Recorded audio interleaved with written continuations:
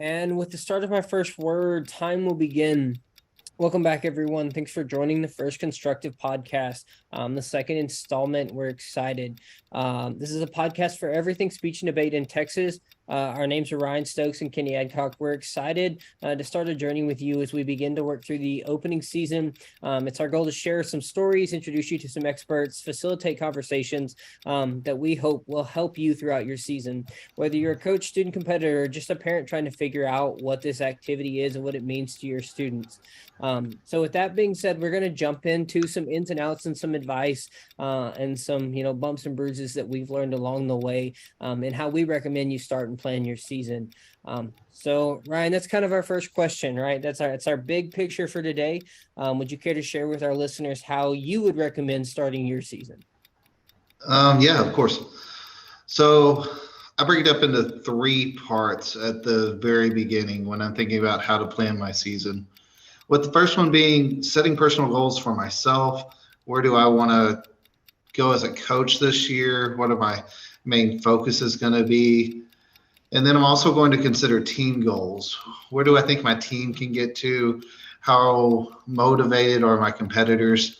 Over the years, I've had students that were just interested in making the district team, and I've also had students that want to go all the way to nationals or win state in their respective events. So I take in my own personal goals, evaluate the team goals, try to mesh those together. The next thing is immediately order any materials that I think my team's going to need. And I'm going to get into that later in the podcast, I think. And then the last one is it is so important for you as a UIL coach to meet up with your UIL coordinator to sync up any potential goals that your overall UIL team has and the schedule for the season that they're going to be following, because those are free ride-alongs for you. Those are tournaments that you don't have to schedule. They're going to fall more underneath the UIL academic budget than your own, which will help out a lot when you're considering budget activities. And then if you have the funds, I also consider maybe looking into the budget and seeing if there's a travel trip available. It's super helpful to go out of your region of the state and expose your kids to different kinds of debate and put them in front of different judges, because a variety of feedback, a variety of cases from the Dallas area, the Houston area, the Austin area, and then where I've been for a long time and where Kenny, you still are, the powerhouse that is East Texas. So those are kind of the three things that I really look at when I'm first considering how I want to start my season. So, Kenny, what about you? What are your ideas? I think you'll find that they're pretty similar, but I think our execution is a little different. I too start, talking to my team and my students about personal and team goals, right? Like I want to be able to look at the young people that are on my squad and know just how hard do I need to push them. Right. Like I have a young man, his goal is to, break to nationals this upcoming school year. And so I need to press on him a little harder than I do my interp student whose goal is to make the district team. Right. So those personal and team goals are really important to me because it kind of sets the tone and the stage for just how hard can I push you before you're going to push back and not enjoy the activity. And so those conversations, we spent a couple of days at the start of the school year. I'm actually developing a team reflection, ballot reflection, final exam comprehensive process that if that's something you want or if our listeners want, feel free to reach out. I'd love to email that to you. It gives me a comprehensive grade and we all could use grades in the grade book at the end of the school year or at the end of the semesters. And then for me, I start in August, September when budget opens, and I start looking at the contest materials, right? What do I need to function throughout the season? There's a program out there that we buy for Interp called Forensic Fanatics. It's really, really incredible. It comes with some pre-written scripts, some great interp, some extemp topics, kind of allows us to facilitate our season. Some great materials that exist out there. How many licenses for extemp genie do I need? Am I going to be using it for Congress debate? Starting to do that evaluation process, really start digging into the depths of the materials and what I need. And we actually double back and we host our own camp for our guys. We're actually getting ready to host camp this upcoming Monday. We bring our team in and we kind of do an internal team audit, do some team bonding, do some of that stuff, and really start facilitating those conversations. I try to bring in some of the local college kids that are graduating to give them the opportunity to start judging, start that training process, because as high schoolers, they're not exactly the greatest educators. So giving them the opportunity to go through some of those comments in a low risk environment. And then the last thing I do to really kick off the season is I sit down with my coordinator, I sit down with my principal, and I talk about schedule. And I'm like, hey, I've been invited to be in these tab rooms, and so these tournaments aren't going to cost us anything. And free tournaments, as you're well aware, are the best tournaments. And so I'll go and I'll run tab for Hallsville. I've done it for you before. I've done it all over. This year I'm adding Carthage to the book. I get to set up their tournament. I've become a bit of a tab room connoisseur, really dug into that program, and has really allowed me to facilitate a lot of things. And you're absolutely right, piggybacking off of UIL Academics, right? If UIL Academics is going, it's essentially a free tournament for me. And now, being from the small school, I have to share my kids, so I have to figure out how to look at my kid who does accounting, who does current events, who does spelling, who does all these events, and figure out, okay, what speech events can we put you in, and how does the schedule work in? Like I have ultra competitive kids, and I'm like, hey, current events is at 8, you're gonna have to forfeit round 1 to get round 2 and 3, right? Like having those quote unquote hard conversations about the schedule and being very authentic in those experiences as the schedule develops, and as my coordinator, because we have to share, right? Like I was sitting down with your old coordinator, Lee Branson, tonight. We caught up over dinner. And just getting to the idea that 10% is occupied by 90, like the 90 kids are doing 10% of the work, right? Like we have a bunch of heavy lifters, and figuring out how to share those, how to split schedules. Because like my best LDer this year, he's the starting offensive guard, he's the starting nose tackle, he is in student council, he'll probably be the student body president. My best CXer is the drum major. He is doing a lot of activities. He's taking on a lot of leadership roles, right? So we have kids that are spread way thin, and figuring out how to balance those schedules becomes really important, and making friends with the sponsors on our campuses. Okay, so with all that in mind, when you are doing all this schedule planning and you're looking at tournaments, where do you specifically go to find tournaments? So like I shared with you, I have the luxury of getting invited to be in a bunch of tab rooms throughout the season in East Texas and Dallas. I reach out all the time because not everybody knows how to manage tab room, right? Like it's a beast of a platform. So I'll go to the tab room website and click on circuits, and then I'll go to UIL and I'll go to TFA. Those are really the two big ones that I'm looking at to kind of circumvent the season, right? Where are they hosted? When are they hosted? Can I fit them into the schedule? If there's a Friday component, do I have kids who can do that, working into that? Or is there just a Saturday meet, and my drum major who's, leading the band on Friday nights through the, incredible football season, can he compete on Saturday with his partner who's not in band, right? Sitting down and assessing a lot of those questions. And so tab room for me has become an incredible resource.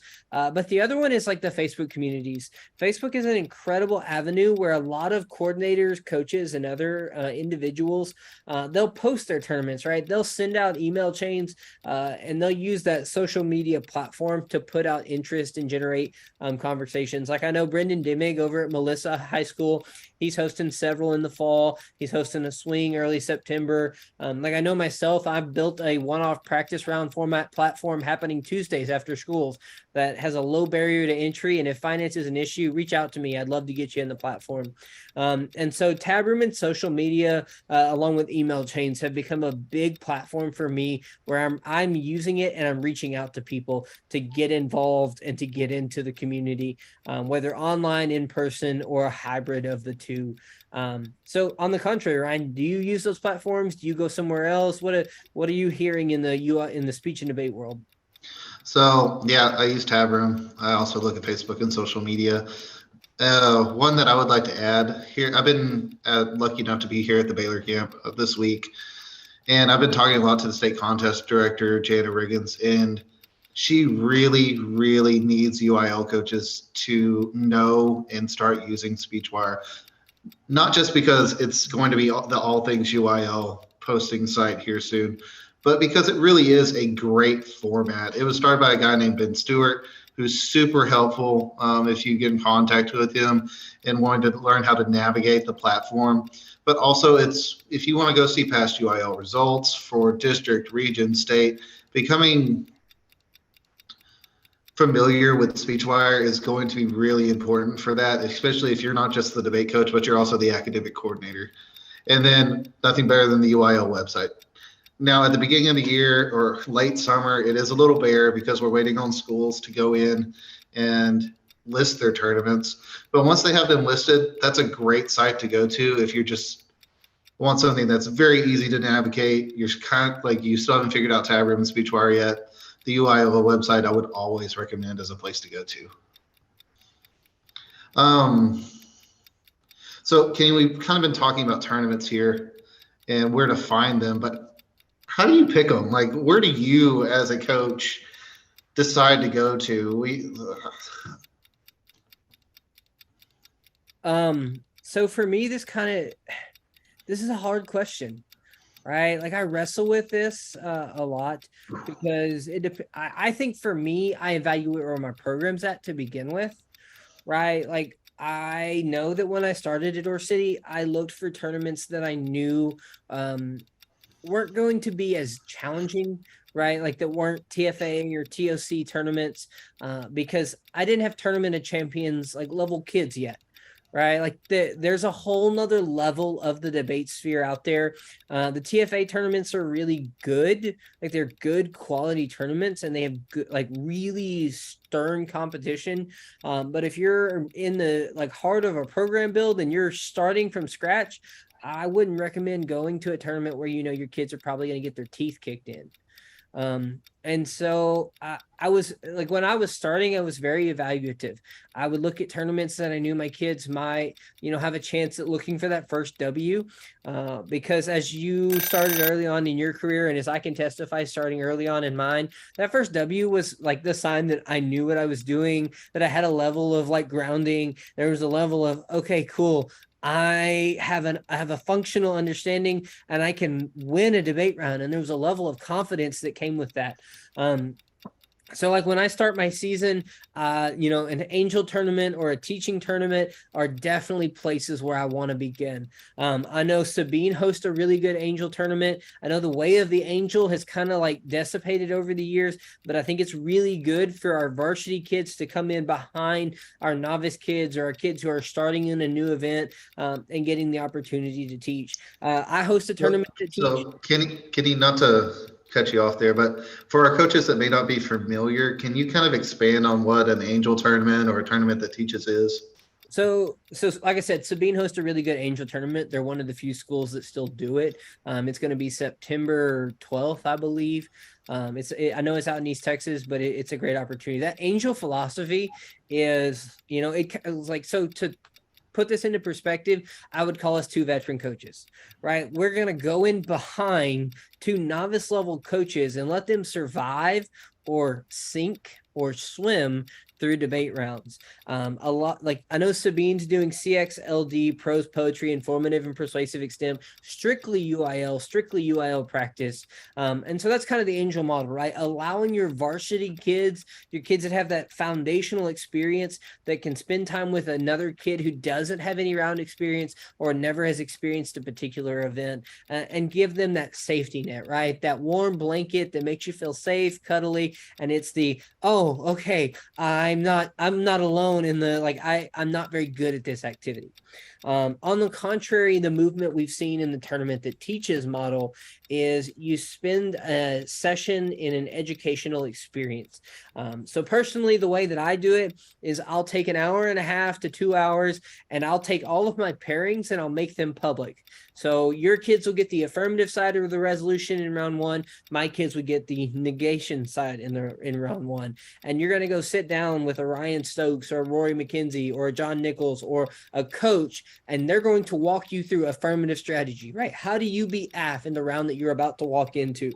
And then on the contrary, you'll get to sit with a John Nichols or a Rory McKenzie or another set of coaches and get negative strategy, right? This is what you need to do to exist in this round. This is how you operate. This is what you need to do. And this is how you survive this debate round.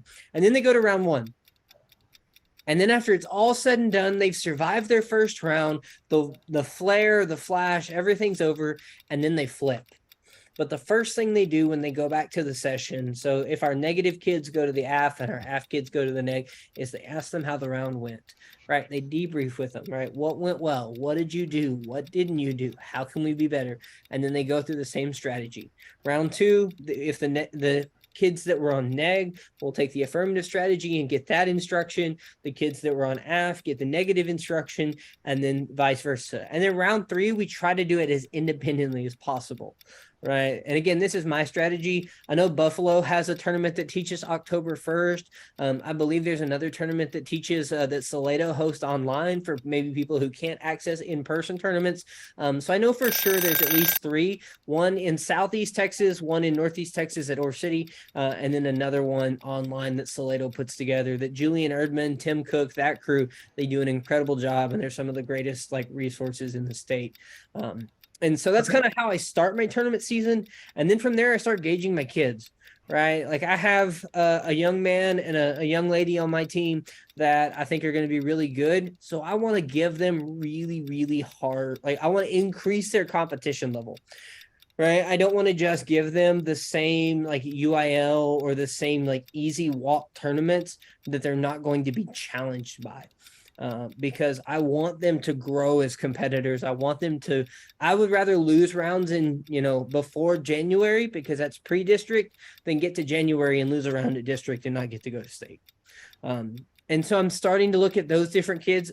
Sometimes I'm going to be working in potential split tournaments, right? Where I look at my, parents or my lovely wife who is, probably learning about this from the first time, and ask her hey, will you take these two kids over to Lindale?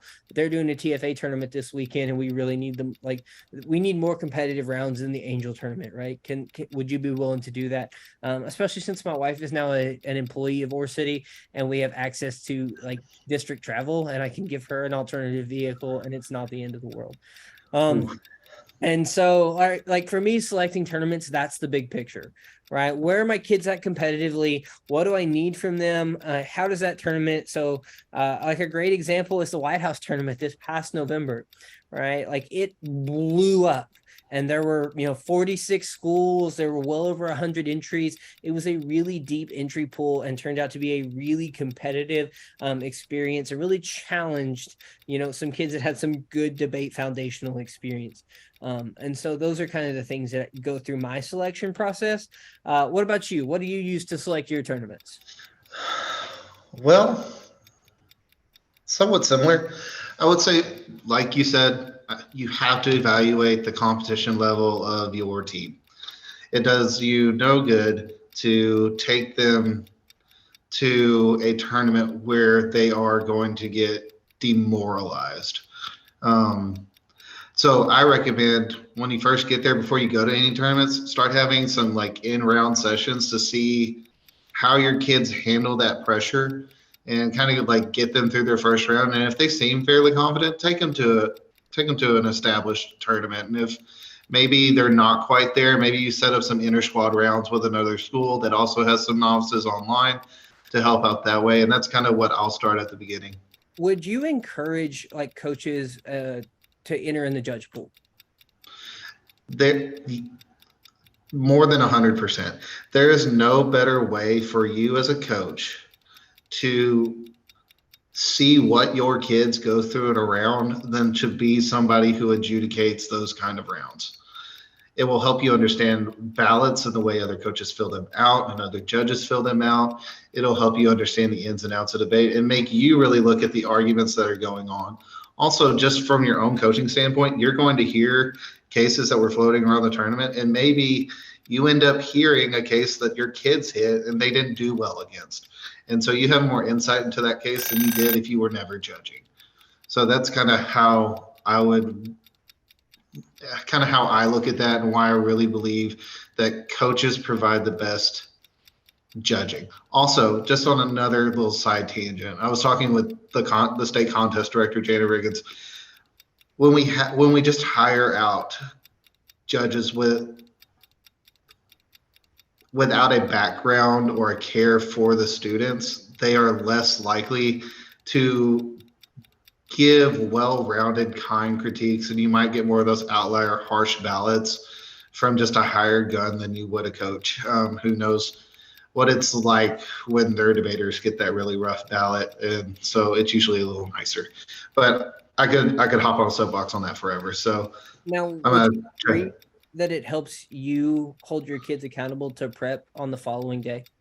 Oh, of course, right? Like if I know what I saw at the tournament, then I can at least make sure we're covering that, and they can go back through their flows, and we can work as a team to really get that done.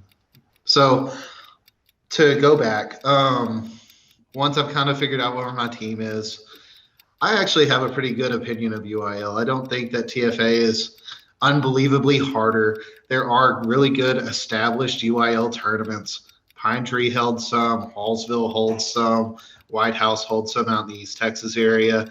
I know there are ones out in the Dallas area. I know there are ones down in the Houston area. So you might hear from coaches around the state that, oh, TFA is like this really hard program. It's not that it's hard. It's just different.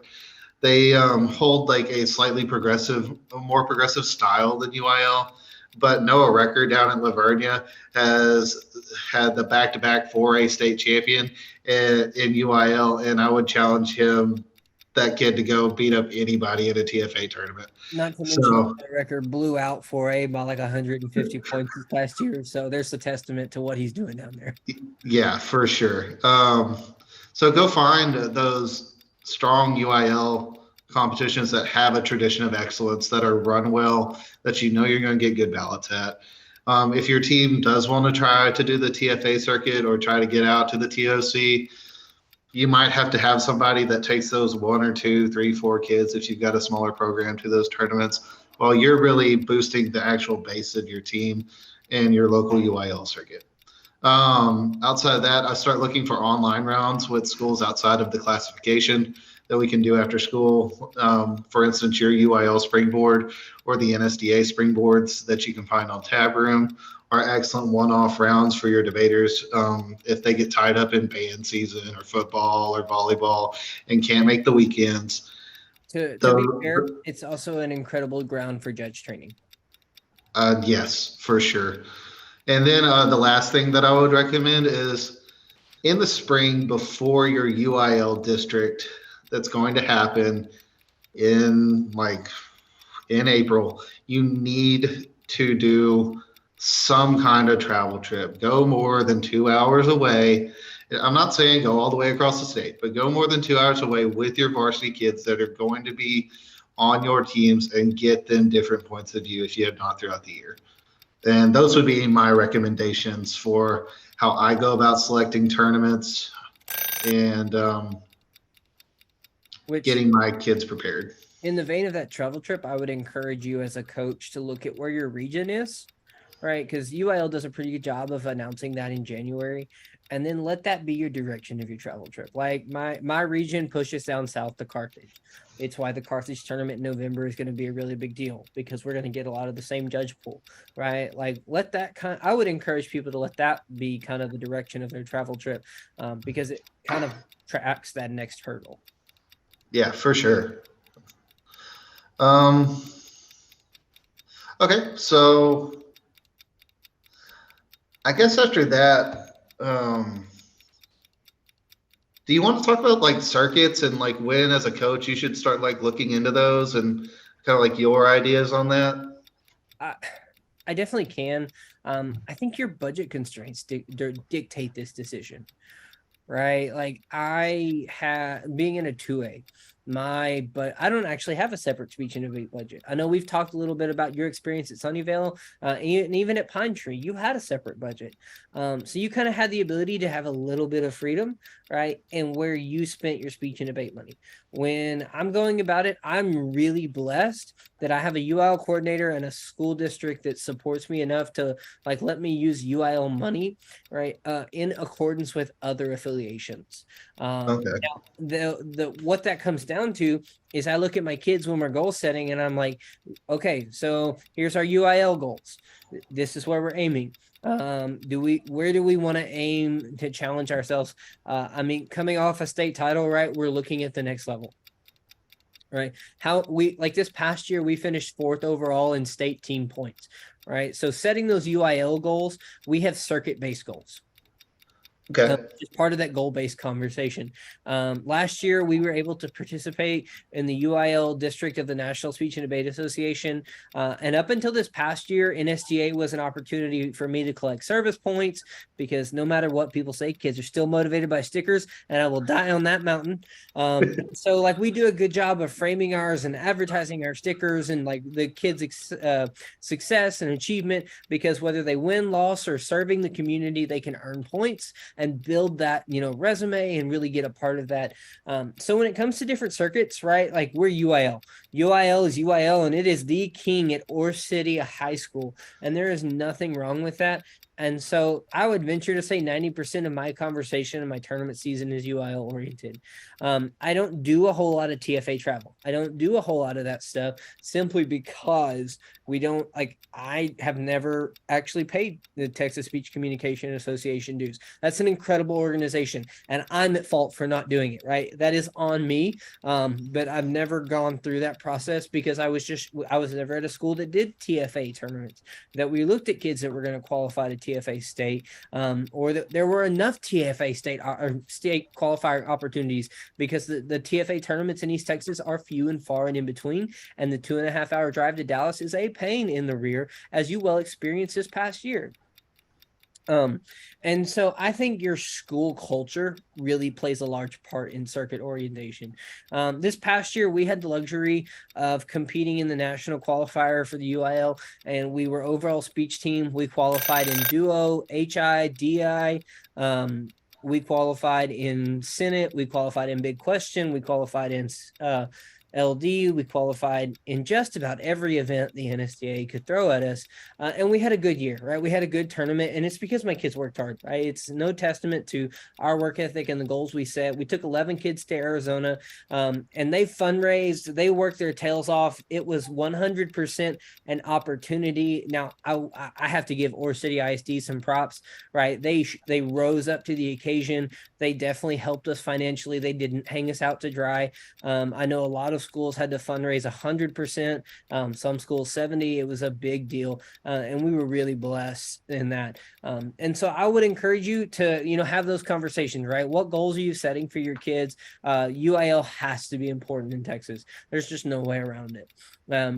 Like if you're at a public school in Texas, UIL is what you get to do, and it's an incredible opportunity. I think you're absolutely right. I think there is some pure UIL, like traditional persuasiveness to debate, and it's an incredible activity, and it's no less valid than what TFA puts out or what NSDA puts out, right? It is still policy debate, and it's still at its core. I remember being at the Capitol Conference this year, and Jana and Dr. Edwards were talking about how they are so excited that Texas is still leading the way in policy debate, and it's still thriving, and it's growing, and we're building that brand, whereas in a lot of states, it's just simply not.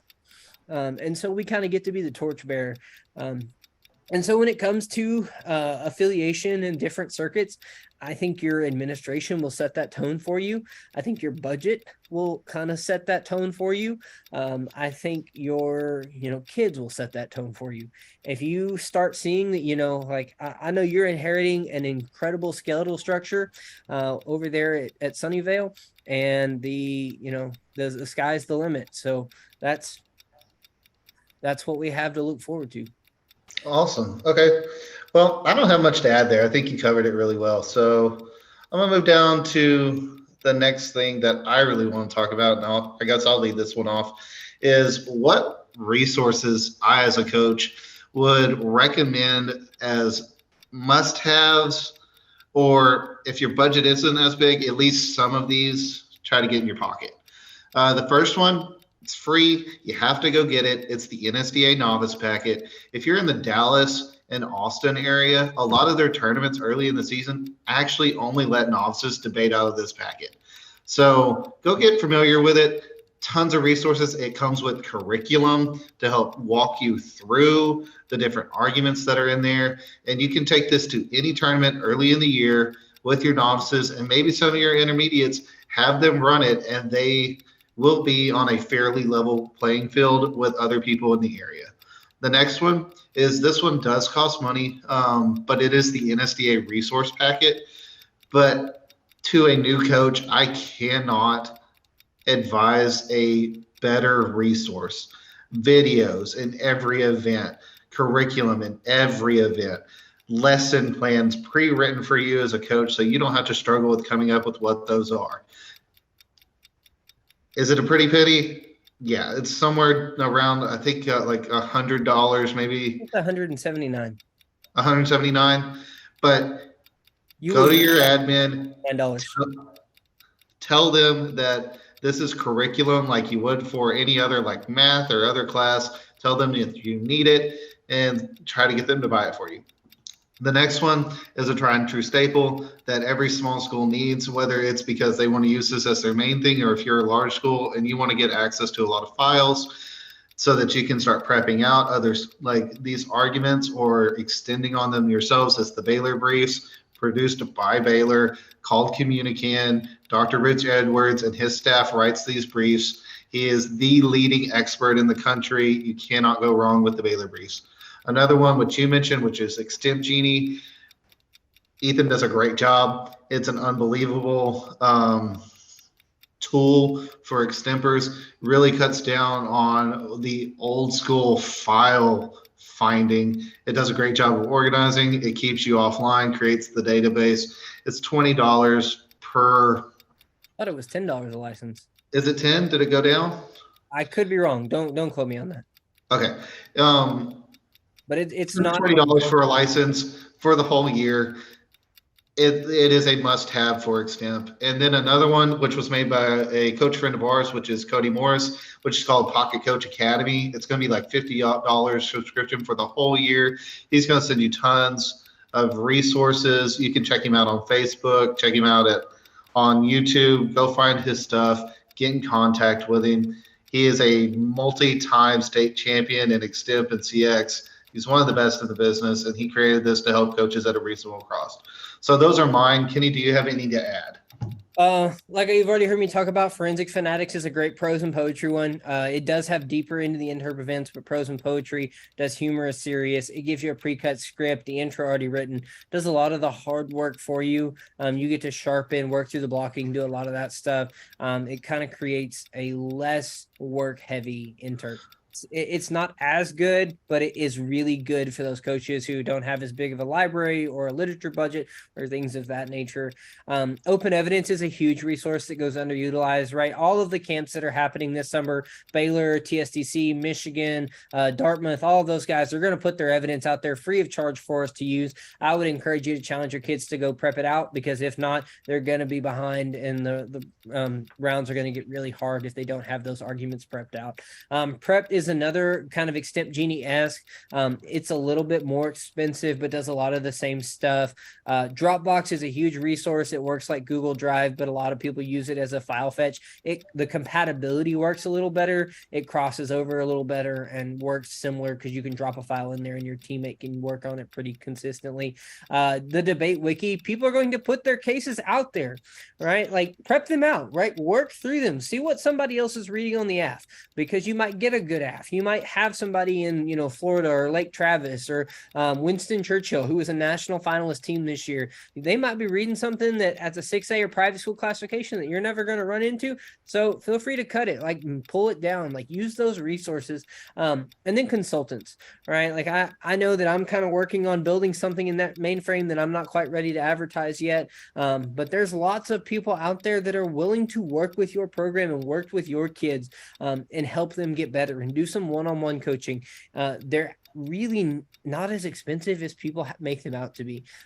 Like I know that whenever I get my consulting service off the ground, we're gonna run 125 a session.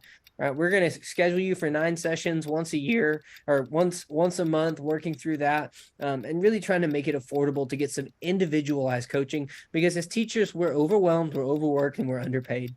And they, so if we can alleviate some of that burden, I think that's really the goal. And so those are a lot of the resources that I use. I know we share a lot as the season goes on. I know that I'm willing to share my stuff, right? If anybody wants to ask me for something, I'll put it out there, right? Like I am about putting my cards on the table and, making an equivocal and fair playing ground. Oh, same. A lot of coaches are that way. Please consider reaching out to coaches outside of your classification, because they're going to be more likely to be super friendly and shareable, and they will share you lesson plans, guides on how to understand debate. They might even send you some like novice level casework that your kids can go run at tournaments. But the main thing is reach out and network with people. That's also a big thing to start with when you go to tournaments. Don't just sit with your kids. Go to the tab room, talk to people, talk to other coaches. Nicely talk to judges, try to figure out why they wrote what they did on the RFD, but be respectful. We need people to judge, so don't go chew them out because you disagree with what they said, but just try to figure out, why'd you write that RFD? Oh, well, there's the timer.